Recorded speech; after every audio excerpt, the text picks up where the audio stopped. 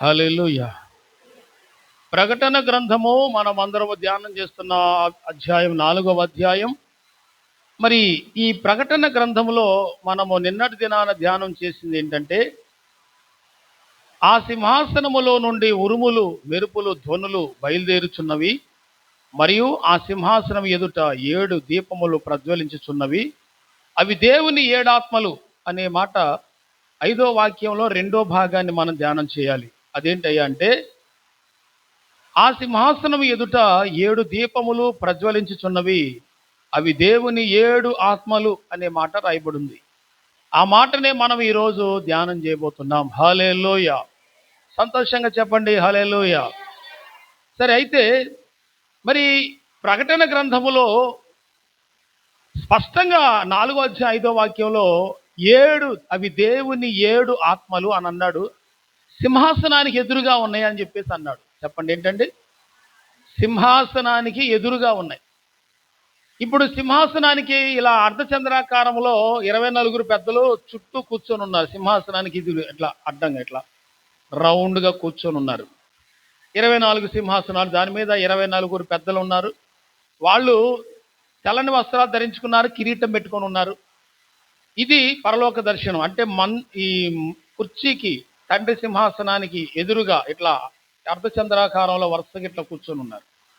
అయితే ఈ సింహాసనానికి ఎదురుగా అంటే వాళ్ళ అవతలే, ఇంకా ఆ పెద్దలకు అవతల ఏం కనబడుతుందని అంటే 7 దీపాలు కనబడుతున్నాయి. చెప్పండి ఏంటి? ఎన్ని దీపాలు? అవి దీపాలు అనేసరికి ఇంట్లో మనం పెట్టుకునేలాంటివి కాదు, కరెంటు పోయినప్పుడు నువ్వు పెట్టుకునేవి కాదు. ఆ దీపాలు చాలా పెద్దవి, ప్రజ్వలించేవి, అంటే మండుతూ ఉన్నవి. చెప్పండి ఏంటండి?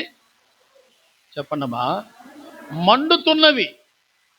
ప్రజ్వలించుట అంటే బహుగా మండటం. అసలు అలాగున ఈ 7 దీపాలు మండుతూ ఉన్నాయి అనే మాట రాయబడింది. అసలు ఈ 7 దీపాలు ఎవరు అనంటే, ప్రకటన గ్రంథము 5వ అధ్యాయంలోనే మనం చూస్తే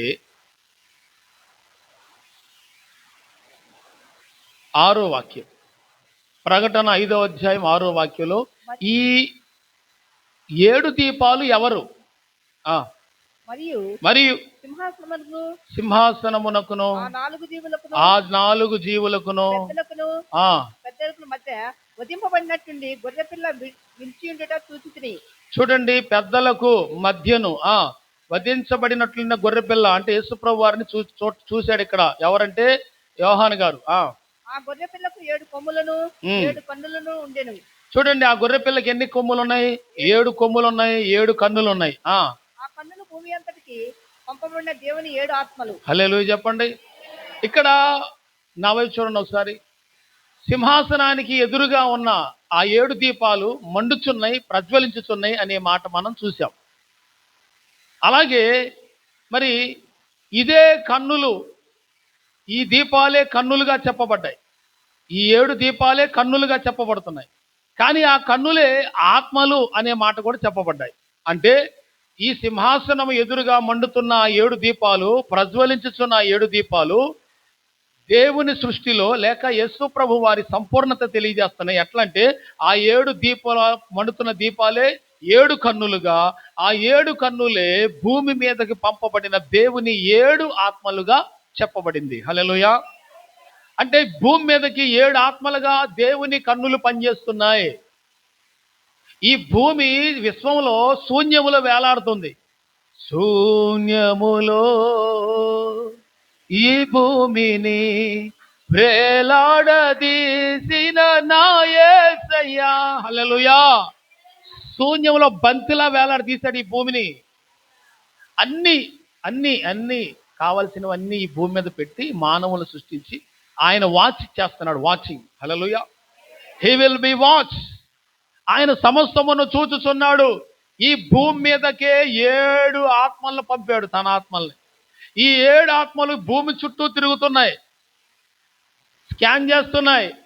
ఎవడెవడేం చేస్తున్నాడో, ఈ భూమికి ఎవరి వలన ఏ ఆపద రాకుండా, ఏ దురాత్మల వల్ల, ఏ చీకటి శక్తుల వలన ఈ భూమి నశించకుండా, ఏ ఆస్ట్రోనాయిడ్స్ వలన అంటే ఆ శూన్యములో, అక్కడ ఆకాశంలో స్పేస్ అంటారు. అందులో ఎంత పెద్ద పెద్ద ఉల్కలు, పెద్ద పెద్ద ఆస్ట్రోనాట్స్ అంటే పగిలిపోయినటువంటి ముక్కలైనటువంటి కొన్ని పెద్ద పెద్ద వాటిని ఏమంటారంటే ఒక మాట మట్టి గడ్డలే, లేక పగిలిపోయిన కొంతకాలం వెలిగి పగిలిపోయిన గట్టిగా అయిపోయినటువంటి చుక్కలు ఏవైతే ఉన్నాయి అవన్నీ పగిలిపోయినవి ఆకాశంలో ఉన్నాయి. ఒకదానికి ఒకటి తగులుకొని పైన పగిలిపోయి ముక్కలుగా అయిపోయినాయి.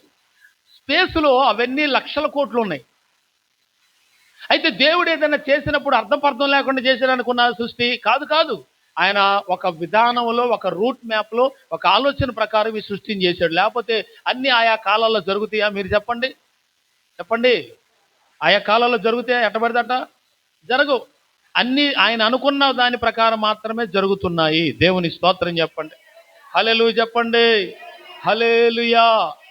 ఈ ఆస్ట్రోనాయిట్స్ కానీ, లేకపోతే ఆకాశంలో స్పేస్లో ఉన్నవి ఏవైనా కానీ ఈ భూమికి ఏది తగలకుండా, ఈ భూమికి ఏది ఇబ్బంది కలిగించకుండా ఆ 7 ఆత్మలు అనబడిన ఆయన కన్నులు చూచుచున్నవి. ఆయన కన్నులు కాపలాగా ఉన్నవి. ఆయన కన్నులు ఈ భూమి మీద మానవులు ఏం చేస్తున్నారు దాని అంతటి మీద దేవుని కనుదృష్టి ఉంది. హల్లెలూయా. అంతేకాదు, ఈ భూమి మీద మానవులు చేస్తున్న ప్రతిదాన్ని, మాట్లాడుకుంటున్న ప్రతిదాన్ని కూడా యెహోవా చెవియొగ్గి ఆలకించుచున్నాడంట. ఆయన కన్నులు చూచుచున్నవి, ఆయన చెవులు వినుచున్నవి. దేవుని స్తోత్రం. మలాకి 3:16 ప్రకారం యెహోవా యందు భయభక్తులు కలిగిన వారు ఏం మాట్లాడుకుంటున్నారు యెహోవా చెవియొగ్గి ఆలకించెను అనే మాట ఉంది. ఈ భూమి మీద మానవులు ఏది మాట్లాడుకుంటున్నారో, ఏ క్రియలు చేస్తున్నారో ఆయన చెవులైతే వింటున్నాయి. ఆయన కన్నులే ఆత్మలుగా పనిచేసి సమస్తాన్ని చూస్తూ ఉన్నాయి. ఈ 7 ఆత్మలు ఈ భూమి మీదకి పంపబడ్డాయి. దేవుని వాక్యం తెలియజేస్తా ఉంది. దేవుని యేసయ్య యొక్క 7 కన్నులే భూమి అందంతటికి పంపబడిన 7 దేవుని 7 ఆత్మలు. హల్లెలూయా. జకరియా గ్రంథానికి వద్దాం. The prophet of Zechariah, the book of Zechariah, 3వ అధ్యాయం 8-9. ప్రధాన యాజకుడైన యెహోషువ ఏమంట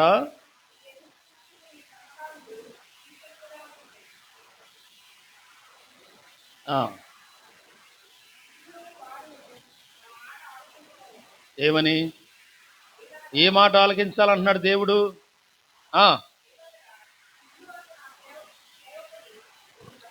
ఇక్కడ చిగురు అంటే నజరేయుడైన యేసు, ప్రభు అయిన యేసుక్రీస్తు వారిని గురించిన ప్రవచనం జకరియా గ్రంథంలో రాయబడింది.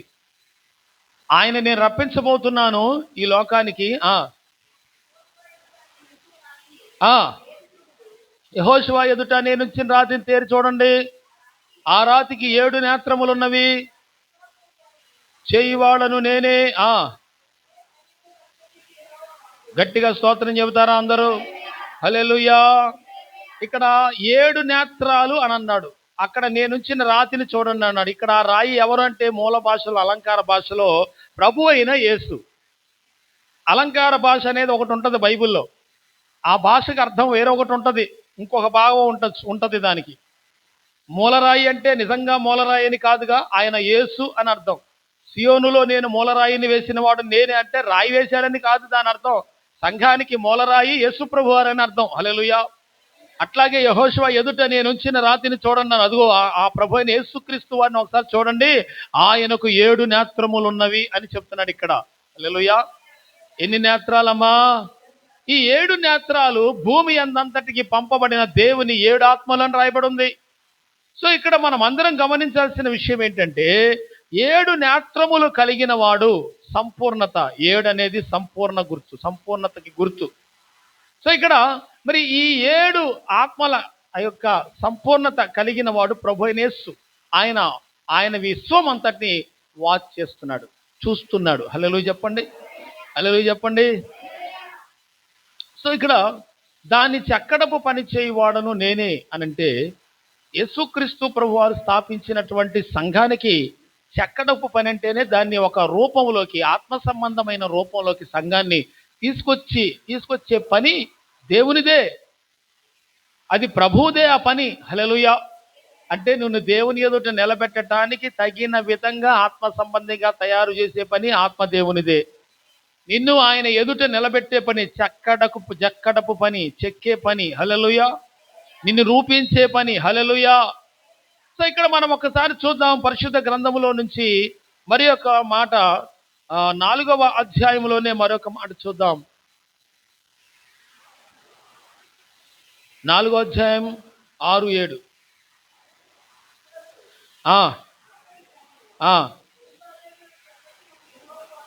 ఇక్కడ జెరుబ్బాబేలు అనబడిన ఒక దైవజనుడు ఉన్నాడు. అతనికి యెహోవా వాక్కు ప్రత్యక్షమైంది. ఆయనతో దేవుడు చెప్తున్నాడు, శక్తి చేతనైనను బలము చేతనైనను కాక నా ఆత్మ చేతనే ఇది జరుగును అన్నాడు. హల్లెలూయా చెప్పండి అందరూ. ఇప్పుడు నా వైపు చూడండి. ఆ 7 ఆత్మలే దేవుడు ప్రభు అయిన యేసుక్రీస్తు వారు గనక ఆ 7 ఆత్మలే ఒక్క ఆత్మగా కూడా పనిచేస్తాడు. హల్లెలూయా. ఆ 7 ఆత్మలే ఒక్క ఆత్మగా, ఆ ఒక్క ఆత్మ 7 ఆత్మలుగా మనకు కనబడుతున్నాడు. ఆమేన్. ఇక్కడ జెరుబ్బాబేలుతో ఏం చెప్తున్నాడు దేవుడు అని అంటే, అతను ఒక దైవజనుడు. అతని ద్వారా దేవుని మందిరాన్ని నిర్మాణం చేయాలని దేవుడు ఒక ప్రణాళిక వేశాడు. హల్లెలూయా. నేను ముందే చెప్తున్నాను, దేవుని మందిర పని విషయంలో చాలా జాగ్రత్త వహించాలి. టేక్ ఇట్ ఈజీగా, కేర్లెస్గా ఉంటే సంఘానికి దెబ్బ తగులుతుంది. జాగ్రత్త. మామూలు విషయం కాదు అది. జెరుబ్బాబేలుతో దేవుడు మాట్లాడుతూ అతని చేత మందిరం కట్టించాలనుకుంటున్నాడు దేవుడు. ఆ మందిరాన్ని కట్టించే విషయంలో నా ఆత్మ చేతనే ఈ కార్యం జరుగుద్ది అని అంటున్నాడు. మన బలము వలనో, మన జ్ఞానం వలనో, మనకున్న తెలివితేటల వలనో దేవుని పని జరగదండి. దేవుని పని జరగాలంటే ఆత్మ దేవుని సహాయం కావాలి. మందిరం కట్టాలన్నా, సంఘాన్ని కట్టాలన్నా, రక్షణలోకి నడిపించాలన్నా, దైవ కార్యాలు జరగాలన్నా, స్వస్థతలు జరగాలన్నా, ఏ మిరకల్స్ జరగాలన్నా తండ్రి అయిన దేవుని ద్వారానే సమస్తం జరుగుతాయి. ఆ పరిశుద్ధాత్మ ద్వారానే దేవుడు జరిగిస్తాడు. చెక్కడపు పని చేసేది ఆయనే, ఆత్మరూపంలోకి తీసుకొచ్చేది ఆయన, దేవుని పోలికలకు తెచ్చేది ఆయనే, మిరకల్స్ జరిగించేది ఆయనే. హల్లెలూయా.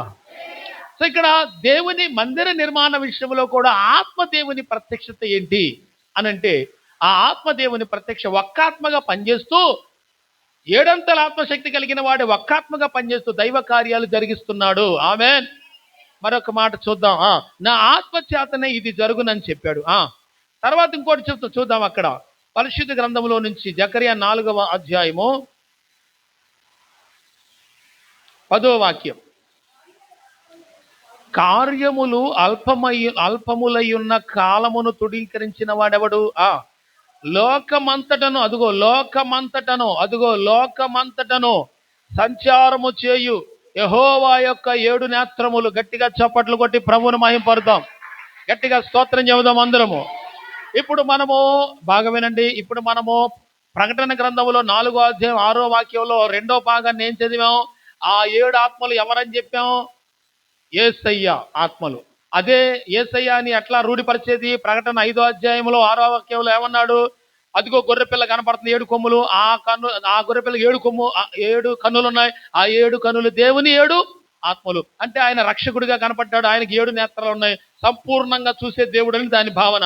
ఇప్పుడు ఆయనకున్నటువంటి ఆ 7 నేత్రాలే ఇక్కడ యెహోవాగా చెప్పబడ్డాడు. యెహోవాకు 7 నేత్రాలు ఉన్నాయంట. లోకమంతటా సంచారం చేయ యెహోవా యొక్క 7 నేత్రములు. ఆమేన్.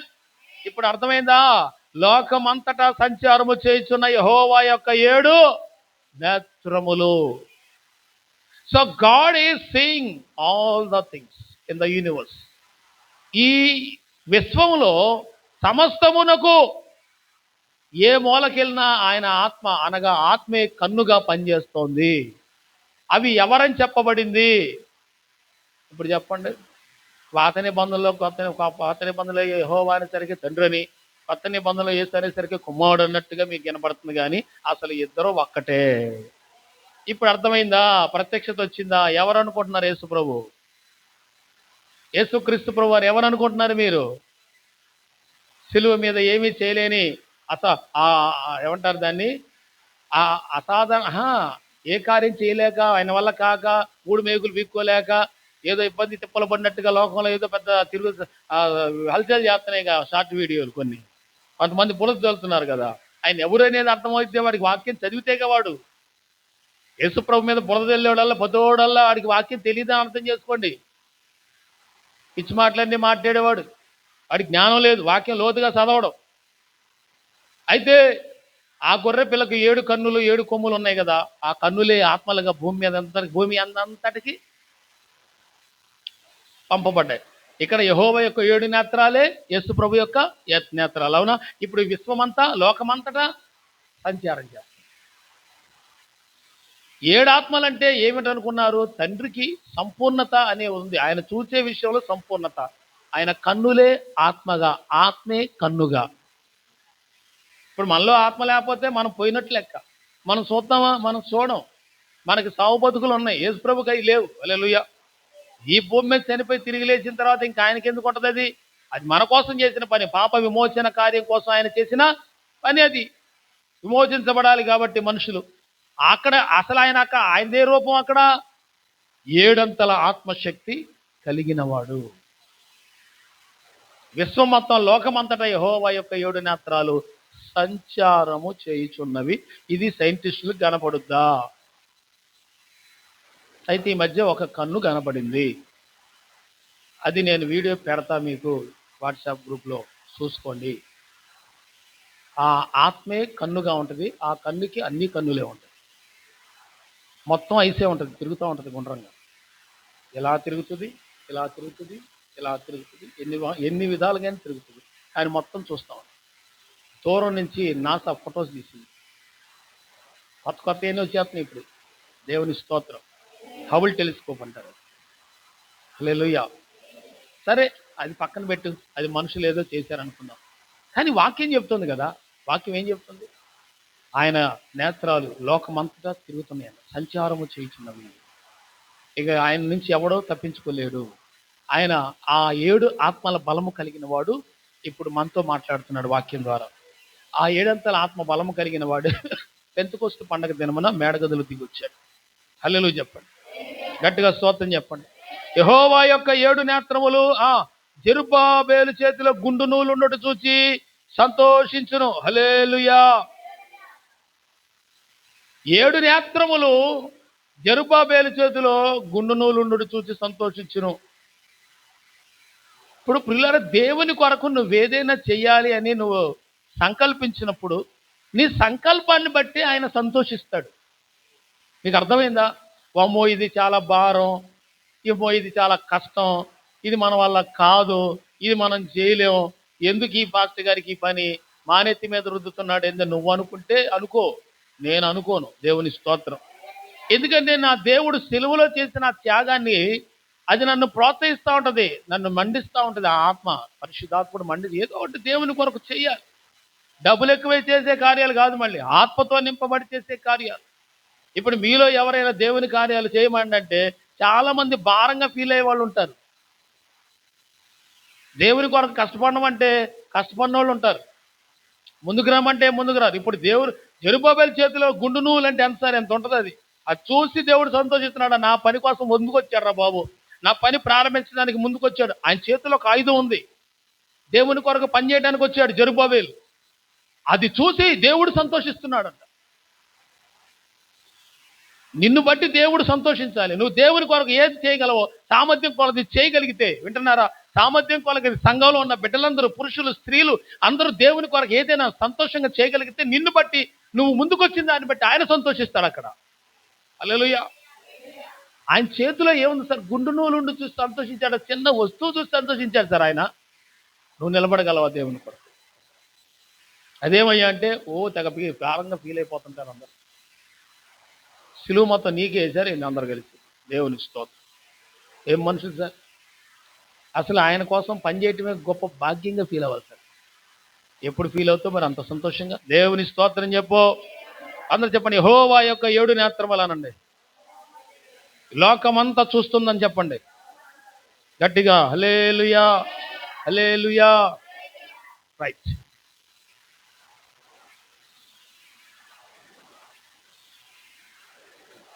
ఇకపోతే ఆ 7 నేత్రాల గురించిన విషయం మరి కొంచెం లోతుగా వెళ్దాం. ప్రకటన గ్రంథం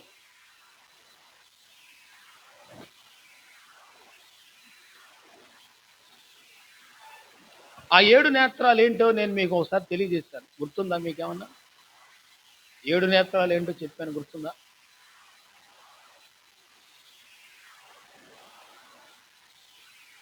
యేసయ్యా నీ కృప నాకు చాలయ్యా.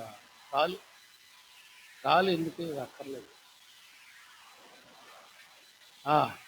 The spirit of knowledge, the spirit of God, the spirit of wisdom, the spirit of counsel, the spirit of power, the spirit of fear of the Lord, అట్లా the spirit of wisdom, the spirit of understanding. ఇవన్నీ నేను 7 ఆత్మలు యేసు ప్రభువులో ఉన్నాయని చెప్పాను. First నేను చెప్తానండి, confuse అవ్వకుండా మళ్ళొకసారి బలపడతారుగా. ఫస్ట్ ఆ 7 ఆత్మలు లేక ఆ 7 కన్నులు లేక ఆ 7 ప్రజ్వలించబడుతున్న 7 దీపాలు ఏంటి? ఒకటి, ద స్పిరిట్ ఆఫ్ లార్డ్, ప్రభు ఆత్మ. ద స్పిరిట్ ఆఫ్ విజ్డమ్, జ్ఞానాత్మ. Third one, the spirit of understanding, వివేకం యొక్క, అంటే అర్థం చేసుకునే దాన్ని వివేకం అంటారు, వివేకపు ఆత్మ. Okay. The spirit of council అంటే ఆలోచన ఆత్మ, ఆలోచన చెప్పే ఆత్మ. కౌన్సిల్ చేస్తూ ఉంటారు, ఆలోచన చెప్తుంటారు అది. So the spirit of council అంటే ఆలోచన ఆత్మ. The fourth one. Fifth one is the power of spirit అంటే ఆత్మశక్తి, లేకపోతే శక్తి ఆత్మ, అంటే ఆత్మకి ఉన్న శక్తి అనమాట. ద పవర్ ఆఫ్ స్పిరిట్, అది ఐదోది. ఆరోది, ద స్పిరిట్ ఆఫ్ నాలెడ్జ్, తెలివి అయిన ఆత్మ. And seventh one is the spirit of the fear of the lord, అంటే దేవుని భయము పుట్టించు ఆత్మ, దేవుని ఎడల భయం పుట్టించు ఆత్మ. ఈ 7 కలిపితే యేసయ్య. ఈ 7 కలిపితే యేసయ్య ఆత్మ, లేకపోతే యేసయ్య. ఇప్పుడు చెప్పండి, ఆ 7 కన్నులు లేకపోతే ఆ ప్రజ్వలించే 7 దీపాలు ఇదిగో ఈ విషయాలు కలిగి ఉన్నాయి. ఆ 7 దీపాలు ఇదిగో ఈ విషయాలు కలిగి ఉన్నాయి. ఏం కలిగి ఉన్నాయి? ప్రభు ఆత్మగా, జ్ఞానాత్మగా, వివేకాత్మగా, ఆలోచనాత్మగా, ఆత్మశక్తిగా, తెలివి అయిన ఆత్మగా, భయము దేవుని ఎడల భయం పుట్టించు ఆత్మగా. ఈ 7 ఆత్మలు ఉన్నాయి. ఈ 7 ఆత్మశక్తి కలిగిన వాడే నజరేయుడైన యేసుక్రీస్తు ప్రభు. ఆయనలో ఇవన్నీ ఉన్నాయి. దేవునికి మహిమ కలుగునుగాక. ఇప్పుడు ఆయనలో ఇవన్నీ ఉన్నాయి కనుక ఆయన ఎవరో తెలివి అయిన వాడిని చూద్దాం. లాస్ట్ ఇప్పుడు మామూలుగా ఒక ఆత్మ చూద్దాం. ద స్పిరిట్ ఆఫ్ నాలెడ్జ్ అనుకుందాం. ద స్పిరిట్ ఆఫ్ యేసయ్యలో ద స్పిరిట్ ఆఫ్ నాలెడ్జ్, జ్ఞానం, తెలివి. అవునా? ఇప్పుడు దేవుడికి ఎంత తెలివి ఉంటుందంటే ఆ తెలివి నువ్వు నేను ఎస్టిమేషన్ వేసేది కాదు. మనుషులు ఎంత జ్ఞాన సంపత్తులు ఉన్నారో దేవునికి ఒకవేళ వెరితనం కనుకుంటే ఆ వెరితనం కూడా ఒక శాస్త్రవేత్తకు ఉన్న జ్ఞానం ఎంత గొప్పదో అంత అట్లా ఉంటుందంట దేవుడిది. ఏది ఒకవేళ దేవునికి వెరితనం ఉంటే ఆ వెరితనపు స్థాయి కూడా ఒక శాస్త్రవేత్తకు ఉన్న జ్ఞానం లాగా ఉంటుందంట. అర్థం అలా చాలా మంది వింటలేదు. మీరు వింటలా, వినాలమ్మా. దేవునికే ఒకవేళ వెర్రితనం గనక ఉంటే ఆ వెర్రితనం కూడా ఎట్లా ఉంటుందంటే నాసాలో పనిచేసేవాడికి ఎంత తెలివి ఉంటుందో అంత తెలివిగా ఉంటుందంట వెర్రితనం కూడా. పౌలు గారు అన్న మాటది. మనుషుడి యొక్క జ్ఞానానికి మించే దేవుని వెర్రితనం ఉంటుందంట. ఒకవేళ ఉంటే ఉండదు, దేవునికి వెర్రితనం ఉండదు చెప్తున్నాడు. అసలు అంత ఆ వెర్రితనం కూడా జ్ఞానయుక్తంగా ఉంటుందని అంటున్నాడు. సో ఇక్కడ మనం ఈ 7 ఆత్మల గురించి ఒక మాట మనం ధ్యానం చేద్దాం. The book of Isaiah chapter 11 verse 2. 7 ఆత్మలు ఎవరిలో ఉన్నాయి అనే ధ్యానం చేద్దాం. ఆయన ఏ విధమైన ఆత్మగా ఉన్నాడు? యెషయా 11:2 ఉంది. చదవండి అన్నా. ఏంటండి అసలు యెహోవా ఆత్మే? ఆగండి, మళ్ళీ ఏమేమి ఉన్నాయి అందులో? ఇప్పుడు మీరు చదివిన లైన్లో ఏమేమి ఉన్నాయి? అందులోనే ఉన్నాయి, చదవండి. ఎవరు విభజించండి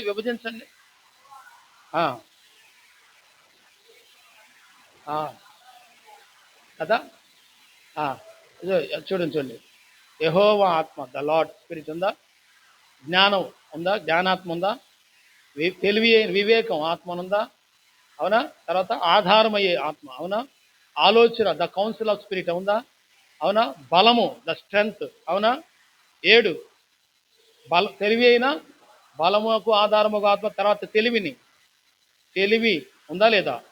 ఏడోది. తెలివి అనేది ఆరోది, భయభక్తులు పుట్టించేది ఏడోది. ఈ 7 ఆత్మలు ఎవరి మీద ఉన్నాయి అనుకున్నారు? చిగురు అని ఒకడు కలడు, యెషయా మొద్దు నుంచి చిగురు పుట్టును, వాని వేరుల నుంచి అంకురం ఎదిగి ఫలించును, యెహోవా ఆత్మ జ్ఞాన వివేకం ఆధారమగు ఆత్మ. ఈ యెషయా మొద్దు నుంచి పుట్టే చిగురు ఎవరంటే ప్రభువైన యేసు. హల్లెలూయా. నవ్వే చూడండి, ఆయనలో ఎన్ని ఆత్మలు ఉన్నాయంటే 7 అంతల ఆత్మ కలిగిన వాడు.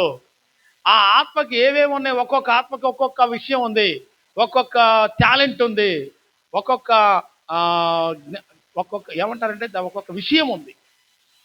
స్పెషల్గా స్పెషాలిటీ, స్పెషలైజేషన్. ఒక్కొక్క ఆత్మ ఒక్కొక్క స్పెషలైజేషన్, ప్రత్యేకత. ఆమె అయితే ఒకసారి మనం చూస్తే ఇవన్నీ ఎవరిలో ఉన్నాయనంటే యేసయ్యలో ఉన్నాయంట. ఆ ఆత్మ ఆయన మీద నిలుచును అని మనం చదువుతున్నాం. దేవుని స్తోత్రం చెప్పండి. యెషయా మొద్దు నుంచి చిగురు పుట్టినట్టు యెషయా ఎవరు? దావీదు యొక్క తండ్రి. ఆ మొద్దు నుంచి లేక ఆ గోత్రం నుంచి ఎవరు పుడతారు? చిగురును సేవకుడు ఎవరైనా ప్రభువైన యేసుక్రీస్తు వారు. ఆయన 7 అంతల ఆత్మాభిషేకం కలిగిన వాడు. ఆయనలో ఏముంటాయి అని చెప్తున్నాడంటే యెహోవా ఆత్మ ఉంటుంది, జ్ఞానం ఉంటుంది, వివేకం ఉంటుంది, అలాగే ఆధారమయ్యే ఆత్మ ఉంటుంది, అలాగే బలమైన ఆలోచన ఆత్మ ఉంటుంది, ఆ బలమైన ఆత్మ ఉంటుంది, అలాగే యెహోవా ఎడల భయభక్తులు పుట్టించే ఆత్మ ఆయన మీద నిలుస్తుంది. ఈ 7 స్పిరిట్స్ యేసయ్య మీద ఉన్నాయి, యేసయ్య కలిగి ఉన్నాడు. ఇప్పుడు యేసయ్య 7 అంతల ఆత్మాభిషేకం కలిగిన వాడు.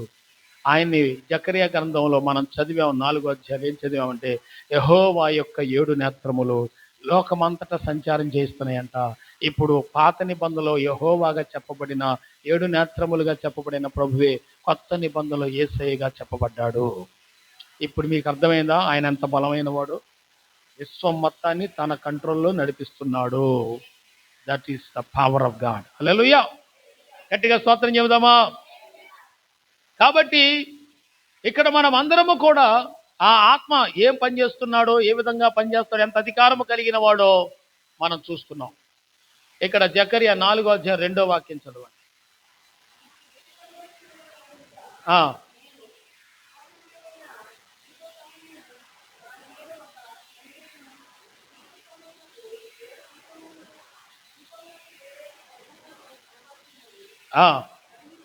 చాలు, దేవుని స్తోత్రం చెప్పండి.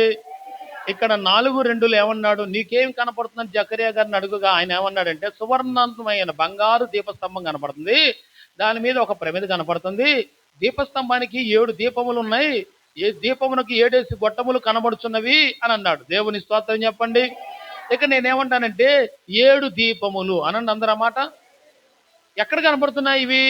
పరలోకములో ఉన్నట్టుగా జకర్యాకి దేవుడు దర్శనం రోజు చూపించాడు. పరలోకములో ఉన్న 7 దీపాలు, దీపస్తంభం, 7 దీపస్తంభాలు తెలుసు మీకు. అటు నుంచి 3వది, అది చాలా పెద్దగా ఉంటుంది పరలోకంలో. దానికి అటు ఇటు 2 వ్యక్తులు ఉన్నారు, వాళ్ళు నూనె పోసేవారు. చెప్పండి, వాళ్ళు ఏం చేశారు? నూనె పోసేవారు, సువర్ణ తైలాన్ని పోసేవాళ్ళు. ఆ మాట చదవండి. ద బుక్ ఆఫ్ జకర్యా చాప్టర్ 4 verse 11.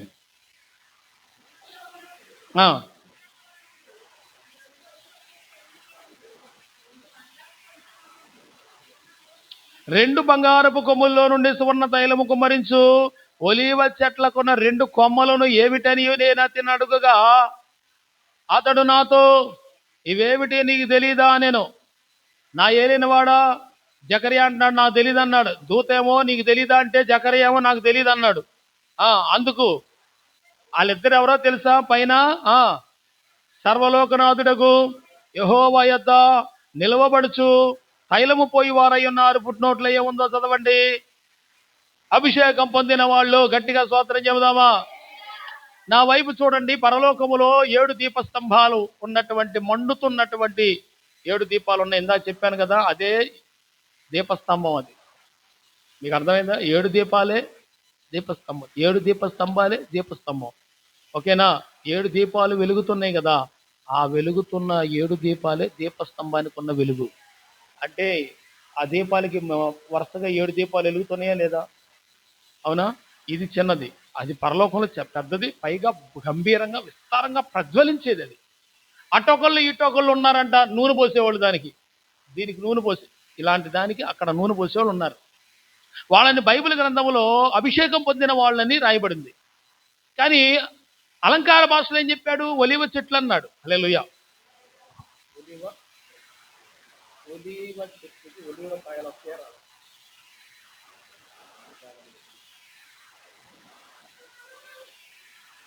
ఒలివ చెట్టుకి ఒలివ కాయలు నాకేమవుతాయి? మామిడికాయ చెట్టుకి మామిడికాయ కాయలు అవుతాయి. మామిడికాయ చెట్టేసి సీతాఫలకాయలు వస్తాయి. మరి అడ చూస్తా పెట్టి నిజమేనా?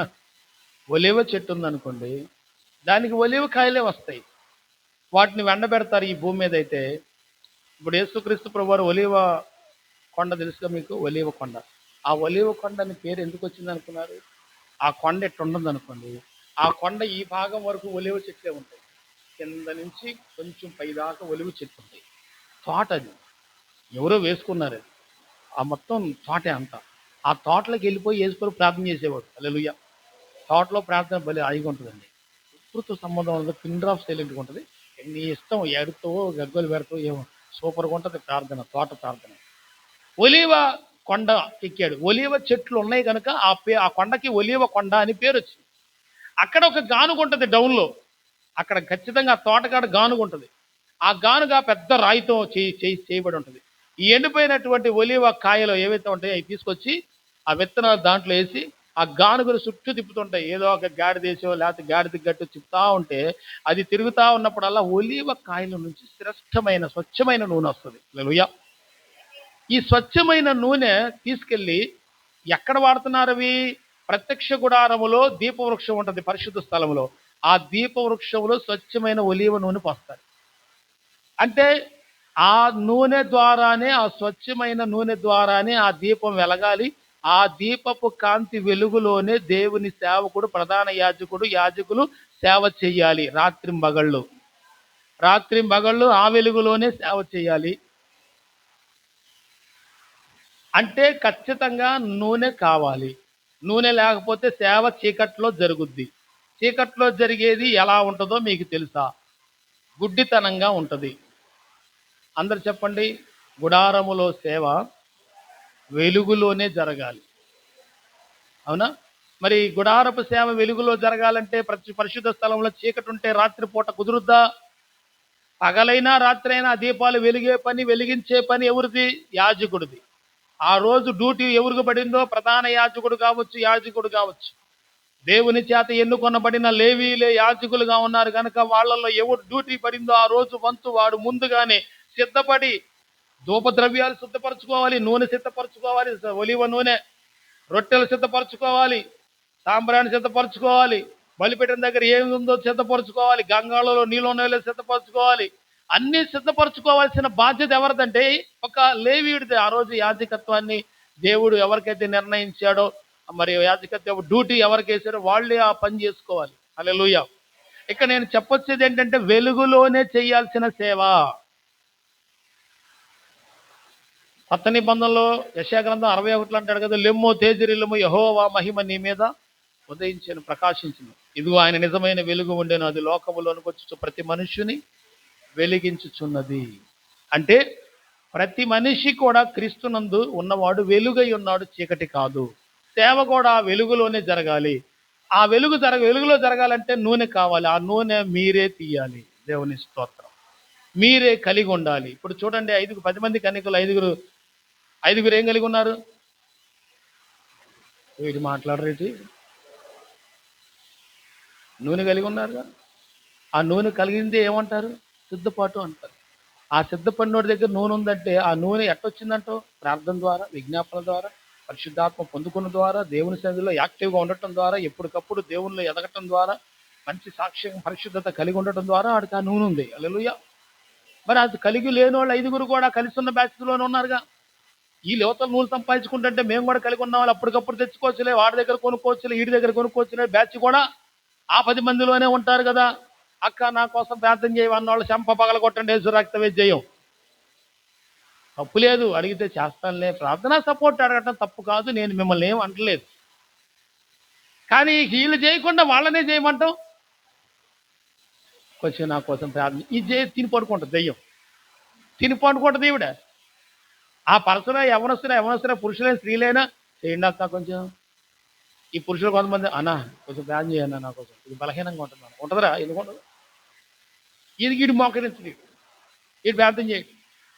వీడి కిలో లెక్క అమ్ముతారా కొంత, నా దగ్గర గంట ప్రార్థన ఒక 500 రానంటే 500 అయినా కొంటా అన్న, గంట నా కోసం చేయంటారు. ఈడు చేయడు. నీకు పాయింట్ అర్థమైందో లేదు? ఈడు చేయడు. అన్న నీ కోసం గంట ప్రార్థన చేస్తానని అంటే, అబ్బా నా కోసం గంట చేస్తావా, కాకపోతే 500 ఖర్చు చేద్దంటే వెంటనే వీడు కొనేసుకుంటాడు దాన్ని. ఇప్పుడు అదే ఆ బ్యాచ్ గురించి దేవుడు మాట్లాడుతారు. అలాంటి వాళ్ళు ఎక్కువైపోయారు ఇప్పుడు. మీరేం చేయనవసరం లేదు ప్రార్థన, మీకోసం మేము ప్రార్థన చేసేవాళ్ళు ఉన్నాం, భయపడకండి, దిగులు పడకండి అని అంటారు. వీళ్ళందరూ కూడా ఫోన్ నెంబర్ చేసి ఫోన్ చేయనా, సమస్యలు వాళ్ళు చెప్పేట కానుకలు అన్నాడు పంపిట్టు, వీడు చేస్తాడో చేయడో వాడికి తెలియదు. ఇప్పుడు ఈ ప్రార్థనలో లేటెస్ట్ ట్రెండ్ కొనసాగుతుంది ప్రస్తుతం. ప్రార్థన నెంబర్లు ఇస్తారు కానీ వాడు చేయడు. అంత మోసం. నీ ప్రార్థన నువ్వే చేసుకోవాలి, నీ నువ్వే తీసుకోవాలి. అనారోగ్యం వచ్చింది, జ్వరం వచ్చింది, ఏదో సమస్య వచ్చింది, బెడ్ మీద ఉన్నావు అంటే నువ్వు చేసుకోలేవు కాబట్టి మేము చేస్తాం. నీ సమస్య తెలుసుకొని మేము చేస్తాం. అప్పుడు నువ్వు చెప్పనక్కర్లా. అప్పుడు కూడా కిలో లెక్క కొనమన్నా మేము కొనం, ఆ డబ్బులు తీసుకోం, అయినా చేస్తాం. దేవుని స్తోత్రం, హల్లెలూయా. ఈ బ్యాచ్ ఈ మంద తగలబడ్డారు ఈ రోగంలో. ఇప్పుడు ఎక్కడ చూసినా స్క్రీన్ మీద మా నెంబర్ ఉంది, స్క్రీన్ మీద క్యూఆర్ కోడ్ ఉంది, స్క్రీన్ మీద మొత్తం దుబ్బేరా.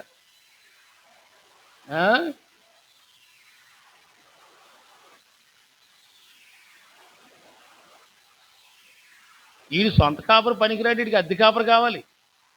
దేవుని స్తోత్రం, మీకు అర్థమైందా? కాబట్టి నాకు వస్తాను చేయాలి, తప్పకుండా చేస్తామమ్మా. మా ఫోన్పే నెంబర్ కూడా అదేనమ్మా అని అడగడు అని అడు చెప్తాడు. ఇట్లాంటి వాళ్ళు పోయారు. దేవుని స్తోత్రం, హల్లెలూయా.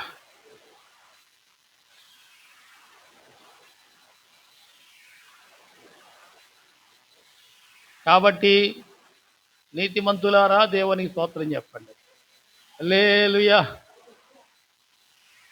ఏడంతల ఆత్మశక్తి కలిగిన దేవునిలో ఉన్న నీవు ఈ సేవకి కావలసిన నూనె నువ్వే ఇవ్వాలి. అర్థమవుతుందా? సేవ జరగాలంటే ప్రార్థన అనబడిన ఒలీవల నూనె నువ్వే తేవాలి. నువ్వు అలా కలిగి ఉండాలంటే నువ్వు అభిషేకించబడాలి. ఇప్పుడు చదివినటువంటి జకరియా గ్రంథములు 4వ అధ్యాయంలో వారు అభిషేకం పొందిన వారు ఉందా లేదా అంటే ఖచ్చితంగా నువ్వు అభిషేకం పొంది ఉండాలి. నీవు చేసే ప్రార్థన ద్వారా ఆ నూనె ఈ సేవకి ఉపయోగపడాలి. అదే సంఘంలో ఉన్న విశ్వాసులందరూ కలిసి సేవ కోసం ప్రార్థన చేస్తే ఈ సేవ వెలుగుద్ది, కొంతకాలం ప్రకాశించేది ప్రభు వచ్చేదాకా. ప్రార్థనే వెలిగించేది ప్రభు వచ్చేదాకా. నువ్వు తీసేవాళ్ళు, ప్రార్థన చేసేవాళ్ళు, నల్లగొట్టుకోలేడు, గానుగు లేదు, చచ్చేది ఆ కొంపలో ఏట్రా ఇది, అదో చచ్చేదో సంగమా. దేవుని స్తోత్రం, మీకు అర్థమైందని నేను చెప్పింది. నూనె లేదు, ప్రార్థన లేదు, గానుగు లేదు. ఇప్పుడు గానుగుంటే ఏంటి? 50 రోజుల ఉపవాస ప్రార్థనలో. హల్లెలూయా. ఈ గానుగ ఎక్కడ ఉంది? తొక్కి నలిపి యేసు రక్తమే నూనె తీసేస్తున్నాం. హల్లెలూయా. మాట్లాడలేదు మీరెవరు. ఈ 50 రోజుల ఉపవాస ప్రార్థనలే గానుగా, యేసు రక్తమే జయం. ఈ మోకాళ్ళ ప్రార్థన కన్నీరు ద్వారా ఏమవుతుంది? నూనె తీస్తున్నాం, యేసు రక్తమే జయం. దేనికి? ఈ పరిచర్యకి, దేవుడు స్థాపించిన సంఘానికి మిమ్మలను వెలిగించుటకు, మరి ముఖ్యంగా ఇంకా సేవ అభివృద్ధి చెందుటకు, కొన్ని వందల మంది, వేల మంది ఆత్మల రక్షణ పొందుటకు ఈ ప్రార్థన అనబడిన తైలము కావాలి. హల్లెలూయా. ఈ తైలం ఎక్కడి నుంచి వస్తుంది? సంఘమే తీయాలి, సంఘమనే నలగొట్టాలి. సంఘమైన మొత్తానికి సుఖానికి అప్పగించి, సౌకర్యాలకు అప్పగించి, చక్కగా తిండిపోతు ఆత్మతో నింపి పారేసి, ఈడు కూడా బాగా తిండిపోతు ఆత్మతో నింపబడి చక్కగా అందానికి, సౌందర్యానికి, ఆకర్షణలకు గురి చేస్తున్న ఈడు గురైనట్టు ఆళ్ళు గురైపోయి, ఈడెట్ట తయారవుతున్న సంఘం కూడా అట్ట తయారైపోయి చివరికి భ్రష్టత్వంలోకి వెళ్ళిపోయి ఎత్తపడకుండా 5గురులు మిగిలిపోయిన జాతిలాగా ఉండేవాళ్ళు ఎంతమంది లేరంటావు? నూనె తీరా అంటే నూనె తీపిచ్చరా అంటే ఈడు తీడు, వాడు తీపిచ్చరు. దేవుని స్తోత్రం. ఎందుకని ఇలాంటి వాళ్ళు పోగేయారు సంఘాల్లో. నార్మల్స్ బాప్తిసం పొందితే ఇంక నీ పరలోకమే. ఎవడో చెప్పింది నీకు పరలోకం అని? అప్పుడు నువ్వు ఎలిమెంటరీలో జాయిన్ అయ్యారా బిడ్డ? నువ్వు ఎలిమెంటరీరా. నార్మల్స్ రక్షణ పొందితే ఇక పరలోకంలో ఉన్నత స్థాయి ఇచ్చి బహుమానం ఇచ్చేస్తాడా? ఏరా నేను 1వ తరగతిలో జాయిన్ చేసినారు, 10th క్లాస్ సిలబస్ ఇస్తారా నీకు? వెంటనే మాట్లాడవే, మరి బహుమానం ఎట్టవుతుందిరా? హల్లెలూయా. 1వ తరగతి 1వ తరగతి సిలబసే ఇస్తారు. ముందు అది చదువు, 10థ్కి రా, అది చదివి ఫస్ట్ క్లాస్ అవు, కొంచెం పర్లేదురా, కొంచెం ప్రకాశించేవారు అంటాడు. 10th ఇంటర్మీడియట్ నెంబర్ 1 స్థాయికి వచ్చావు. అరే రేయ్ నెంబర్ 1 ఓకే, బహుమానాన్ని సిద్ధపడుతున్నావు అంటాడు. ఈజీ బీటెక్ హల్లెలూయా, ఆ స్థాయికి రా. అబ్బో అసలు ఏం లేదు, మంచి జాబ్కి సిద్ధపడ్డారే, ఇక తిరగలేదు. అరే పీజీ కూడా అయిపోయిందిరా, అరే నిజమా, ఇక బహుమానం. ఎంత ఎంత కరాటే ఉంటే బాబు ఏమో ఎలిమెంటరీలోనే పీజీ రేంజ్ ఎట్లా అది. మారు మనసు బాప్తీసం పొందినాడు అల్లా ఇక ఫస్ట్ క్లాస్ ప్రైజ్ తీసుకుంటాడు అక్కడ. అప్పుడే కదరా జాయిన్ అయ్యావు. హల్లెలూయా. ఈ జనానికి మారు మనసు ఎప్పుడు కొద్దో, దేవుని స్తోత్రం. నేను అందుకే దాపరికం లేకుండా చెప్తా, చాలా ప్రయాసం ఉంటుంది. మారు మనసు పొంది రక్షణ పొంది అంటే ఎలిమెంటరీలో జాయిన్ అయ్యావు, పోరాటాల తర్వాతే బహుమానం ఉంటుంది అని చెప్తా. నువ్వు స్వస్థత పొంది బిడ్డ, ప్రభువుని నమ్ముకో బిడ్డ, స్వస్థత పొందితే బిడ్డ నీ పరలోకం వచ్చేది, అదొక్కటే దృష్టి పెట్టా నేను ఎప్పుడు చెప్పను. I'm not saying that. ఎందుకనంటే ఒక వ్యక్తిని నిత్య జీవంలో నడిపించేది, ఒకవేళ ప్రామాణికంగా కాకపోయినా ఊరికి జస్ట్ ఎగ్జాంపుల్గా నేను ఒక అద్భుతం వాడుకోవచ్చు. దేవుడు ఆ అద్భుతం జరుగుడు ద్వారా ప్రభువునైతే నమ్ముకోవచ్చు, కానీ అదే పరలోకానికి తీసుకెళ్ళదని మొన్న కూడా చెప్పాను. హల్లెలూయా. The miracle is not taken by heaven. పరలోకానికి ఒక మిరకల్ తీసుకెళ్ళదు, నీ సంపూర్ణత తీసుకెళ్తుంది. ఆమేన్. దుగ్గుదుల్ల బ్యాచ్ ఎక్కడైనా ఉంటారు సార్, ఎక్కడ ఉంటారు, పరలోకంలో ఒక స్థాయిని ఉంది, దాంట్లో కూడా ఉంటారు. నేనంటాను గొర్రెపిల్లతో సంచరించడానికి కష్టపడండి అంటాను. సియోన్లో ఉండాలి, సియోన్లో ఉండాలి. ఎక్కడ ఉండాలి? సియోన్. గట్టిగా స్తోత్రం చెప్పు. కనుక ప్రియా దేవుని బిడ్డలారా, ఈనాటి ధ్యానాంశములో భాగముగా మనం అందరము ధ్యానం చేస్తున్నాం ఏంటంటే 7 దీపస్తంభం అనబడిన దీప వృక్షానికి నూనె పోసే అభిషేకం పొందిన వారి గురించి మనం చదువుతున్నాం. వారు పోయిచున్న సువర్ణ తైలం, అది సువర్ణ బంగారము లాగా ఉన్న సువర్ణ తైలం. చెప్పండి ఎలాంటిది అది? వాళ్ళ కొమ్ములు ఉన్నాయంట, బంగారపు కొమ్ములు. బంగారపు కొమ్ముల్లో నుంచి బంగారపు సువర్ణ తైలాన్ని ఆ దీపాలకు పోస్తున్నారు, ఆ దీప స్తంభానికి పోస్తున్నారు, లేక దీప వృక్షానికి పోస్తున్నారు. భయంకరంగా మండుతున్నది అది. ఆ 7 దీపాలు మండుతున్నాయి. నేనేమన్నానంటే ఆ సువర్ణ తైలం ప్రార్థనకి సాదృశ్యం. ఆ తైలం నీలో ఉంటే నువ్వు ప్రకాశిస్తావు. ప్రార్థన ఎంత ఎక్కువసేపు చేస్తే అంత ప్రకాశిస్తావు, అంత ఆత్మీయంగా, అంత మహిమకరంగా ఉంటావు. దేవునికి స్తోత్రం కలుగునుగా. హల్లెలూయా. సో వీళ్ళిద్దరూ ఎవరు అనేది మనం చూస్తే, వాళ్ళు పరలోకంలో ఎప్పటి నుంచో దేవుని సృష్టిలో ఉన్నవాళ్ళు. వీళ్ళిద్దరూ కూడా ఆ దీపస్తంభానికి నూనె పోయిచు ఉన్నటువంటి వారు. వాళ్ళ పని అదే, ఇక కోట్ల సంవత్సరాలుగా ఆ పని అదే వాళ్ళది. ఇకపోతే 7 ఆత్మల గురించి చూద్దాం. పరిశుద్ధ గ్రంథం నుంచి ప్రకటన 4వ అధ్యాయంలో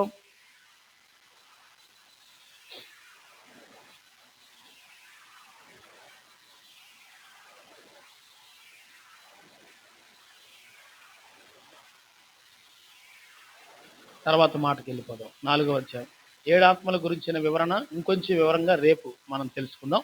ప్రస్తుతానికి ముందుకు వెళ్ళిపోదాం. 4వ అధ్యాయం 6వ వాక్యం. మరియు ఆ సింహాసనం ఎదుట స్ఫటికమును పోలిన గాజు వంటి సముద్రం ఉన్నట్టుండెను. ఆ సింహాసనమునకు మధ్యను, సింహాసనము చుట్టూను, ముందు వెనుక కన్నులతో నిండిన 4 జీవులుండెను. మొదటి జీవి సింహం వంటిది, రెండవ జీవి దూడ వంటిది, మూడవ జీవి మనుష్యుని ముఖం వంటి ముఖం గలది, 4వ జీవి ఎగురుచున్న పక్షిరాజు వంటిది. దేవునికి స్తోత్రం. ప్రస్తుతానికి 6వ విషయాన్ని ధ్యానం చేద్దాం. నా వైపు చూడండి. హల్లెలూయా చెప్పండి.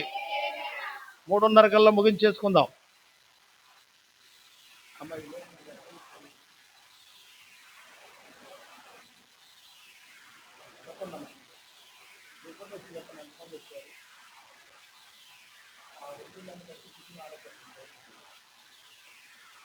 నా వైపు చూస్తూ శ్రద్ధగా ఆలకించండి. 4వ అధ్యాయంలో 6వ వాక్యాన్ని ధ్యానం చేస్తున్నాం. మరియు ఆ సింహాసనం ఎదుట స్ఫటికమును పోలిన గాజు వంటి సముద్రం ఉన్నట్టుండెను. హల్లెలూయా. స్ఫటికమును పోలిన గాజు వంటి సముద్రము. స్ఫటికమును పోలిన గాజు వంటి సముద్రము. అందరూ ఈ మాట గట్టిగా చెప్పండి. ఏందండి మాట్లాడితే అరిగిపోతారు ఏంది? గట్టిగా చెప్పండి అందరూ. స్ఫటికమును పోలిన, కొంచెం గట్టిగా, స్ఫటికమును పోలిన గాజు వంటి సముద్రము. మళ్ళీ చెప్పండి. స్ఫటికమును పోలిన గాజు వంటి సముద్రము, అది సింహాసనం ఎదురుగా ఉంది. నా వైపు చూడండి. యేసు రక్తమే జయం. నేను మీకు చెప్పాను, పరలోకంలో సింహాసనం ఎలా ఉందనుకుందాం. అర్ధచంద్రాకారంలో 24 సింహాసనాలు ఉన్నాయి. పెద్దలు, 24 పెద్దలు. ఆలోచన సభ అని చెప్పా, గుర్తొచ్చిందో లేదో? అవునా? ఆ పెద్దలకి ఈ సింహాసనానికి మధ్యలో వధించబడినట్లుండిన గొర్రె పిల్లగా ప్రభు కనపడ్డాడని చెప్పాం. ఆ గొర్రె పిల్లకి 7 కన్నులు 7 ఆత్మలని, 7 కొమ్ములు 7 ఆత్మలని చెప్పాం. 7 కొమ్ముల గురించి రేపు వివరిద్దాం. అధికారం, సంపూర్ణ అధికారానికి సాదృశ్యం 7 కొమ్ములు. అర్థమైందండి? ఓకే. అదైన తర్వాత ఎదురుగా, ఈ సింహాసనానికి ఎదురుగా 7 దీపాలు ఉన్నాయి అన్నాం. ప్రజ్వలుతున్న మండుతున్నాయని చెప్పాం. ఇప్పుడు దాకా అదే చెప్పాం, 7 ఆత్మలని. ఒక్కొక్క దీపం ఒక్కొక్క ఆత్మగా 7 ఆత్మలు ప్రజ్వలిస్తున్నాయి. దేవుని 7 ఆత్మలని చెప్పాం, అయిపోయింది. ఇకపోతే ఈ సింహాసనానికి ఎదురుగానే, అంటే చుట్టూ రౌండ్గా ఉన్న పెద్దల అవతల, నవ్వి చూడండి. దేవుని సింహాసనం అనుకోండి కాసేపు.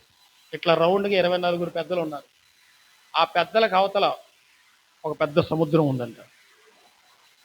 అందరు చెప్పండి, గాజు వంటి సముద్రం అనండి. ఎప్పుడైనా ఈ భూమి మీద గాజు లాంటి సముద్రం చూసారా? ఒకవేళ చూడాలని గనక మనకు అనిపిస్తే, సముద్రం నిమ్మలంగా ఉన్నప్పుడు మీరు పోయి చూస్తే మొత్తం ఇట్లా గాజులాగా అద్దినట్టు కనపడుతుంది. ప్రశాంతంగా ఉన్నప్పుడు చూసారు ఎప్పుడైనా? అలల్లా కాకుండా, అలలు లేకుండా ప్రశాంతంగా, అసలేమి కదలిక లేకుండా ఇంత అద్దంలాగా అమర్చినట్టు ఉంటుంది. నేను అట్లా చాలాసార్లు చూసే సముద్రాన్ని.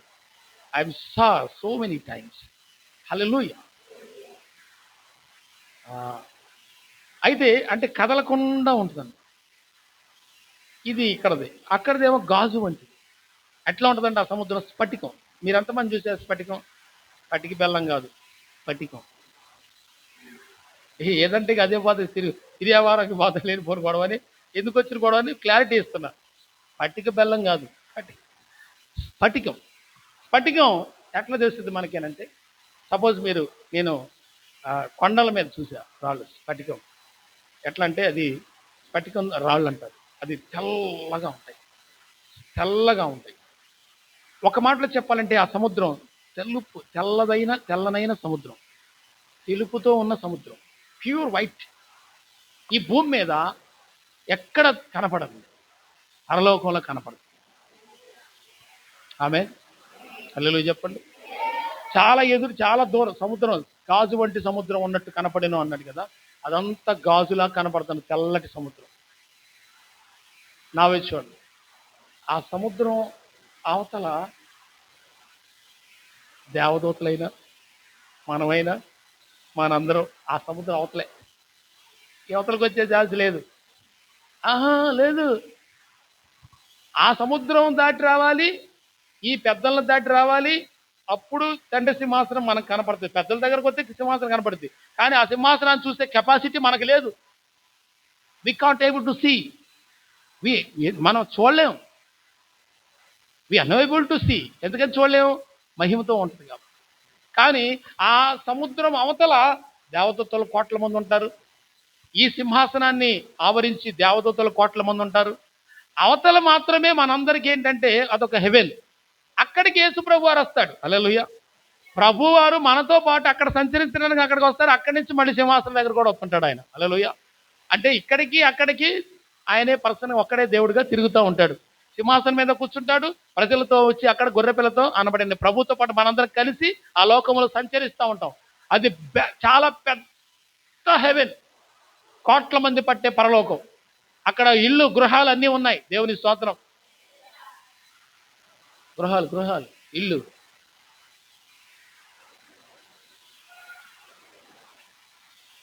మీ అందరికీ అక్కడ గృహం ఉందనుకుంటున్నాను నేను. నా ఒక్కడికి లేదు. హల్లెలూయా. మీ అందరి గృహాలు పూర్తయినాయా? గృహం కనుక అక్కడ పూర్తయితే ఏడు నుంచి పిలిపే. ఇక రా నాన్న ఇల్లు పూర్తయింది రా అంటాడు ఆయన. పరదేశులము. ఒకడంతే తెలుగుతో భక్తిని ముగించే విషయంలో అక్కడ గృహం కట్టబడింది, అద్భుతమైన భక్తి చేసామంటే ఇక అక్కడికి వెళ్ళిపోవచ్చు పిలుస్తాడు దేవుడని. అప్పుడే మళ్ళీ బ్రేక్ చేశాడంట, భక్తిని బ్రేక్ చేసి ప్రార్థన బ్రేక్ చేసి అక్కడ కట్టడం ఫినిష్ కాగనీయకుండా ఇక్కడ లేట్ చేస్తున్నాం. అది ఉందంటే ఉండే ఉంటుంది. అక్కడ గృహం కంప్లీట్ అయిపోతే వచ్చేయంటాడు దేవునితో, అక్కడ ఉండాలి కదా. అలాగని ప్రతి తాగుపోతాడికి అక్కడ పరలోకం ఉందంటే లేదు. దేవుని స్తోత్రం. పరిశుద్ధ లోకం అది. త్రాగుబోతులు, వ్యభిచారులు, విగ్రహారాధికులు, అపవిత్రులు, పురుష సాంగత్యమును, అపవిత్రమైన కార్యాలు చేసిన వాడు, దొంగతనం, హత్యలు, నా మానభంగాలు, ఈ కార్యాలు, అపవిత్రమైన కార్యాలు చేసిన ప్రతి వాడు ఎప్పుడు కూడా అందులోకి రావడానికి వీలు లేదు. అది పరిశుద్ధమైనది. నేను బాగా ఆలోచించాను పరలోకం గురించి. అసలు ఆయన ఎట్లా గుర్తించాడు? మీ అందరికి పెద్ద బిల్డింగ్ ఉంది, ఒక్కొక్కరికి ఒక బిల్డింగ్ ఉంది, అసలు సూపర్ ఉంటుంది, మెరిసిపోద్దండి, మెరిసిపోద్ది.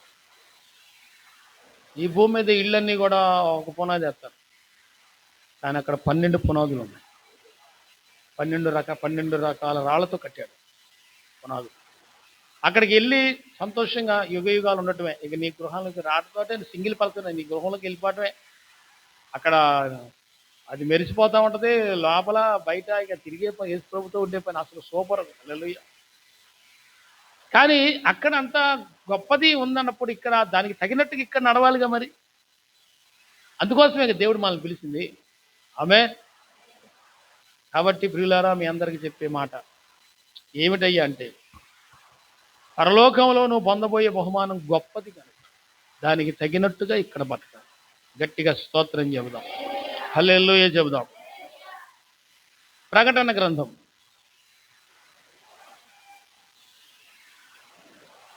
1వ అధ్యాయం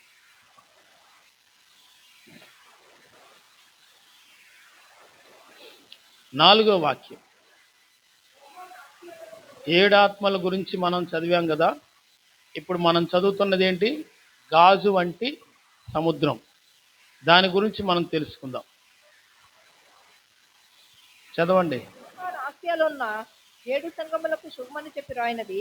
వర్తమాన భూత భవిష్యత్ కాలంలో ఉండువాని నుండి, ఆయన సింహాసనం ఎదుగుతున్న 7 ఆత్మల నుండి, నమ్మకమైన సాక్షియు, మృతుల్లో నుండి ఆది సంపూతుడుగా లేచిన వాడును, భూపతులకు అధిపతి అయిన యేసుక్రీస్తు నుండి కృపా సమాధానం మీకు కలుగును గాక. ఇక్కడ ఏమన్నాడండి?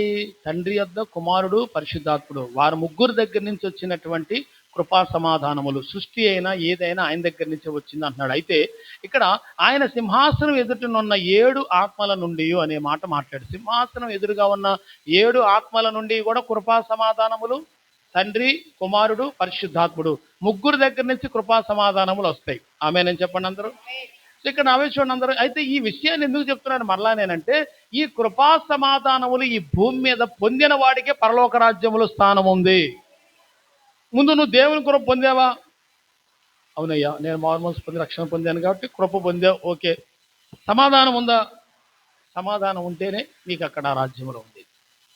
So be peace to your family, be peace to every relation.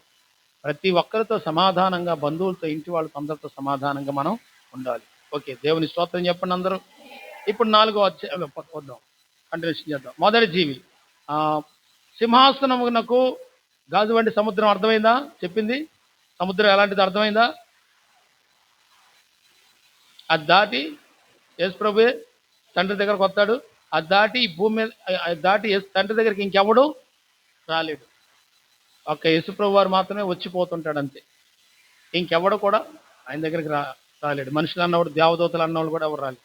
కానీ శరాబులు, కెరూబులు మాత్రం సింహాసనాన్ని ఆవరించి ఉన్నారు, తండ్రి సింహాసనాన్ని. అది ఎప్పుడో చెప్పాను మీకు. వాళ్ళు కూడా కోట్ల కొలది దేవదూతలు, సింహాసనాన్ని చుట్టూ ఆవరించిన వాళ్ళు. ఆమేన్. Okay, right. ఇక్కడ మనం చదివేది ఏంటంటే, ఇప్పుడు ఆ సింహాసనం క్రింద చుట్టూ 4 జీవులు ఉన్నాయి. 1కి 4 సార్లు చెప్పాను.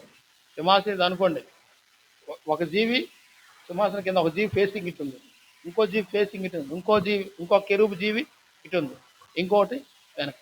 అట్లా 4 జీవులు అనబడిన కెరూబుల, 6 రెక్కల కలిగిన కెరూబుల మీద సింహాసనం ఆసీనుడై ఉన్నాడు.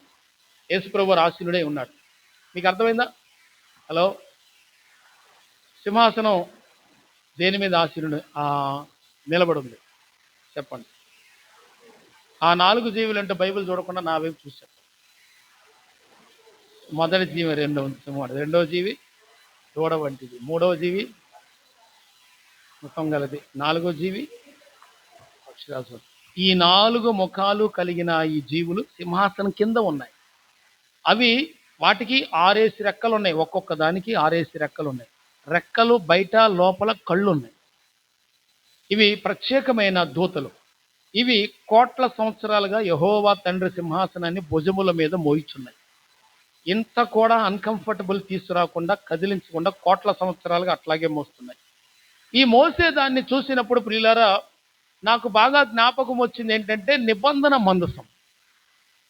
ఈ 4 జీవులు కొంచెం కూడా ఇబ్బంది కలిగించకుండా సింహాసనాన్ని మోస్తున్నాయి.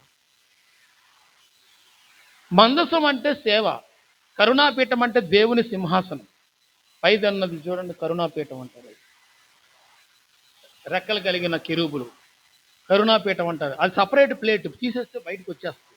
సపరేట్ ప్లేట్, ఇది పైన ప్లేట్ అనమాట. కానీ దానికి పేరు ఏంటంటే కరుణాపీఠం. ఒకప్పుడు అది కరుణాపీఠం, కానీ ప్రభు వచ్చి ప్రాణత్యాగం చేసిన తర్వాత దాన్ని కృపాసనంగా మార్చాడు. కృపగా అక్కడికి అందరం వెళ్ళొచ్చు. అంటే దేవునికి మనం యేసునామములో యేసునామములో తండ్రికి ప్రార్థన చేయొచ్చు, తండ్రి వద్దకు వెళ్ళొచ్చు, తండ్రితో మాట్లాడచ్చు. అంటే తండ్రి వద్దకు సమీపించడం మరీ సింహాసనం దగ్గరికి కాదు. ఓకేనా? బాగా ఆలోచించాను. ఇప్పుడు ఇది మందసం. ఈ మందసాన్ని ఎంతమంది మోస్తారు?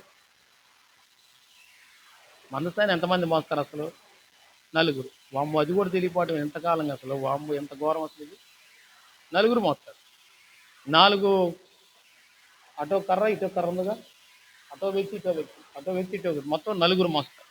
ఈ 4 కూడా ఆ సింహాసనాన్ని మోసే క్రమం ఒకటి ఉంది. ఆ మోసే క్రమం ఏదైతే ఉందో ఆ క్రమాన్ని నేను మీకు తెలియజేస్తాను. చూడండి, అంటే ఎలా పడితే అలా కాకుండా మోసే వాళ్ళు ఉంటారు. దీన్ని మోసే క్రమం కూడా ఉంటుంది. మొదటి దినవృత్తాంతములు 26వ అధ్యాయం.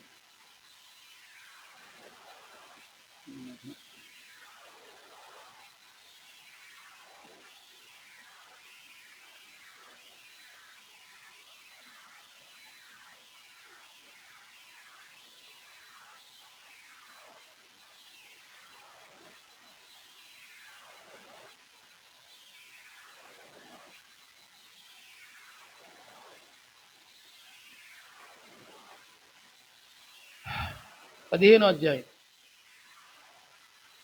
26 వద్దులే, మొదటి దినవృత్తాంతం 17 తీయండి. 15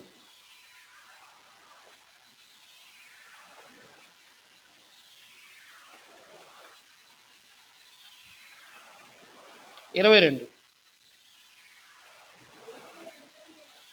లేవీలకు అధిపతి అయిన కెనన్య మందసమును మోయుటయందు గట్టివాడైనందున అతడు మోత క్రమము నేర్పుటకై నియమించబడెను. హల్లెలూయా చెప్పండి, హల్లెలూయా. నేను ఒక ప్రసంగానికి ప్రత్యేకంగా ప్రిపేర్ అవుతున్నానని చెప్పాను కదా, అందులో ఒక పాయింట్ ఇది. బాగా ఆలకించండి. సింహాసనాన్ని 4 జీవులు మోస్తున్నాయి. ఆ మోయటం అంటే కొత్త నిబంధన కాలంలో సేవ గురించి చెప్తున్నారు. పాత నిబంధనలు కూడా మందసాన్ని మోసారు. మోయిటయే ఆశీర్వాదం అని ఎన్నోసార్లు చెప్పారు.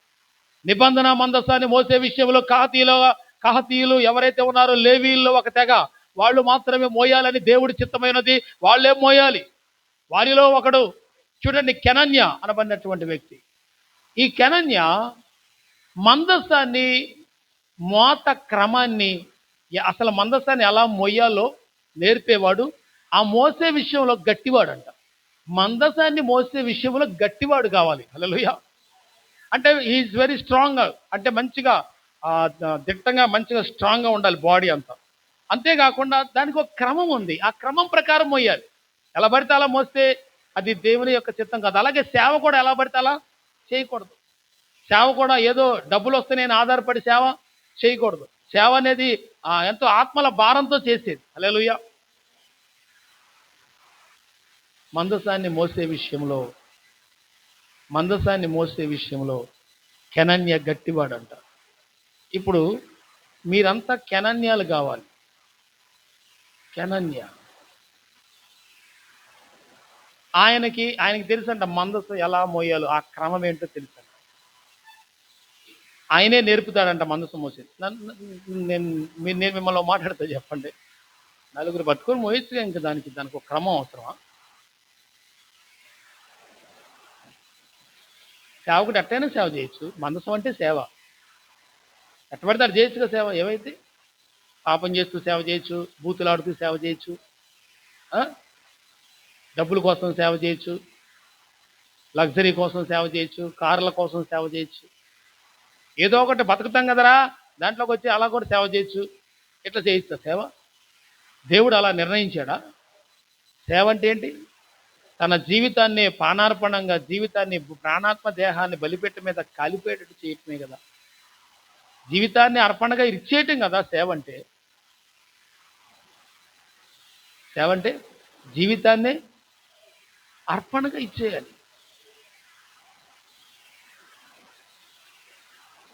ఏసన్న గారు సేవ చేస్తూ కొన్ని సంవత్సరాలు అయిన తర్వాత వాళ్ళ నాన్నగారు వచ్చారంట మధ్యలో.